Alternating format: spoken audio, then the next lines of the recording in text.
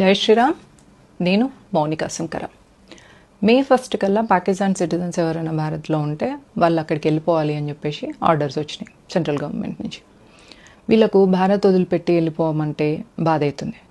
Next, ఇక్కడున్న ముస్లిం ఆడవాళ్ళు పాకిస్తాన్లో ఉన్న ముస్లిం మగవాళ్ళని పెళ్ళిళ్ళు చేసుకున్నారు. వీళ్ళని అక్కడికి పంపిస్తలేమో అని అదొక బాధ అవుతుంది వీళ్ళకు. మరి వీళ్ళకి అక్కడ పెళ్ళిళ్ళు చేసుకున్నప్పుడు అటే పోయి అక్కడ సిటిజన్షిప్ తీసుకోవచ్చు కదా. ఇక్కడ సిటిజన్షిప్ ఎందుకు పెట్టుకున్నారు? దీనికి రీజన్ నేను చెప్తాను.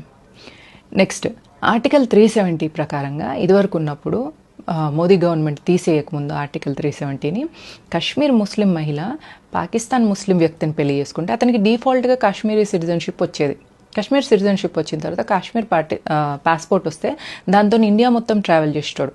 ఫర్ ఇన్స్టెన్స్, హైదరాబాద్లో ఒక పెళ్ళి, కాశ్మీర్లో ఒక పెళ్ళి, పాకిస్తాన్లో ఒక పెళ్ళి చేసుకుంటారు. వీళ్ళు చేసుకొని కాశ్మీర్, పాకిస్తాన్, హైదరాబాదు ఫ్రీగా తిరుగుతూ ఉంటారు. వీళ్ళకి ఫండింగ్ ఎట్లాగో టెర్రరిస్ట్ ఆర్గనైజేషన్స్ నుంచి దండిగా వస్తూనే ఉంటాయి.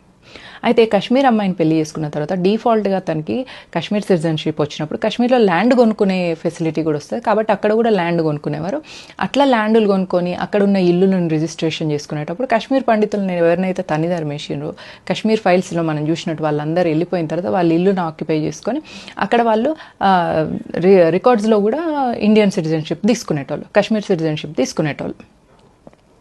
ఇట్లా చేస్తూ ఇంత దారుణమైన ఈ పనులతో పాటు ఇంకా మన జేబుల నుంచి వెళ్ళి కూడా ఎట్లా కొల్లగొడుతున్నారని చెప్తా వినండి. ఇప్పుడు ఆల్మోస్ట్ వీళ్ళు కాశ్మీర్ నుంచి వెళ్ళి పాకిస్తాన్కి పెళ్లి చేసుకున్నా కూడా ఇండియన్ నేషనల్ ఉంచుకుంటారు, అంటే ఇండియన్ సిటిజన్షిప్ని అట్లనే ఉంచుకుంటారు.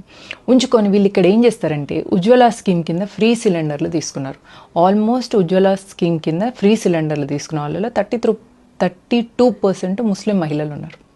ఫ్రీ రేషన్ కూడా తీసుకుంటున్నారు. కోవిడ్ వచ్చినప్పటి నుంచి వెళ్ళి మోదీ గవర్నమెంట్ భారతదేశంలో 80 కోట్ల మందికి ఫ్రీ రేషన్ ఇస్తారు. అంటే every month 5 kgs rice, 2 kgs పప్పులు అండ్ 1 kg ఆయిల్ ప్యాకెట్.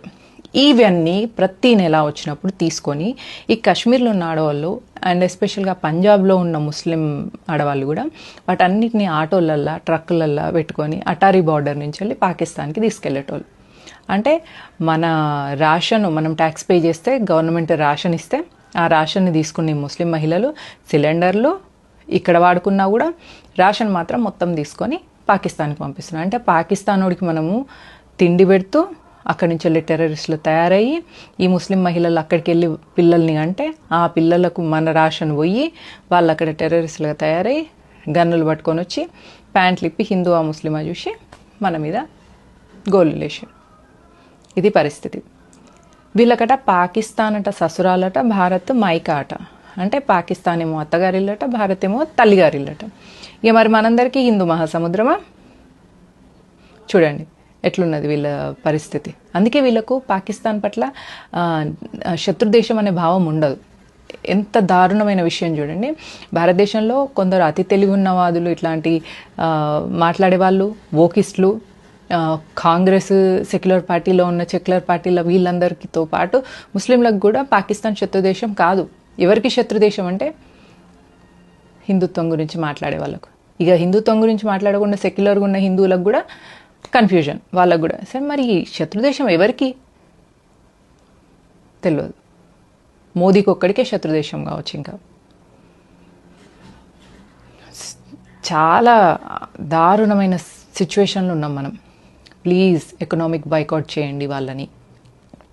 వాళ్ళు పాకిస్తాన్ని శత్రువుగా చూడలేకపోతున్నారు.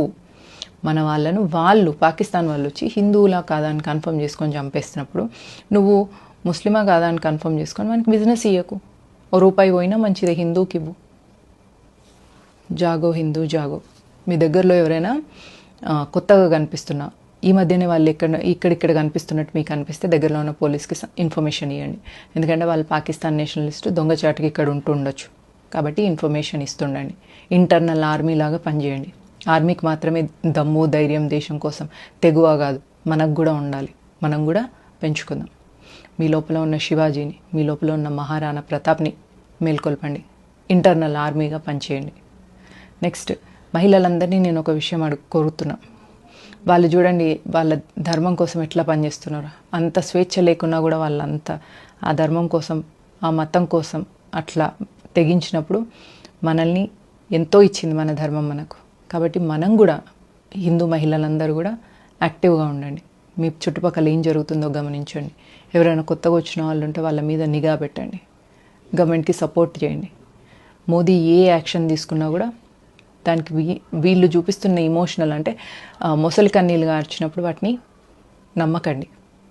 Stand with Modi, stand with Bharatiya Janata party, stand with nation, stand with Hindu ధర్మం.